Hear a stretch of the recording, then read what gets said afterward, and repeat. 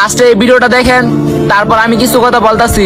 যে কোরবানির সামর্থ্য থাকার পরও দিল না, ফালা ইয়াকরাবান্না মুসাল্লানা, সে যেন আমাদের মুসলমানদের ঈদগাহে নামাজ পড়তে না আসে। তুই আসবি না, সাবধান, তুই আইবি না বেটা।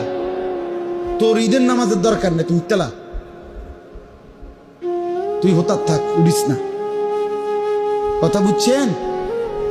বলে আচ্ছা, বলে না, তাইলে কি করতে হবে? বাবার কোরবানি সেটাও আপনি দিলেন, ইহসান করলেন। আমার আব্বারে আমি একটা লুঙ্গি কিনে দিছি, এর লাগে আমার আর লুঙ্গি কিনানোর দরকার নেই। ওরা আসে না, লাগতো না লুঙ্গি, তো আমার আব্বারে আমি কোরবানির লেগে টাকা দিছি দেখা আমি আর কোরবানি দিতাম না, এটা কথা হইল? তো আমার আব্বারে যে আমি আগে টাকা দিই, আপনি তো টাকা সবসময় দেন, তাহলে এখনকারটা দিলে আমনেরটা বাদ যাবে কেন? কথা বুঝছেন কিনা? তাহলে ছেলের কোরবানি দিতে হবে কিনা আলাদা? বলেন, আলাদা।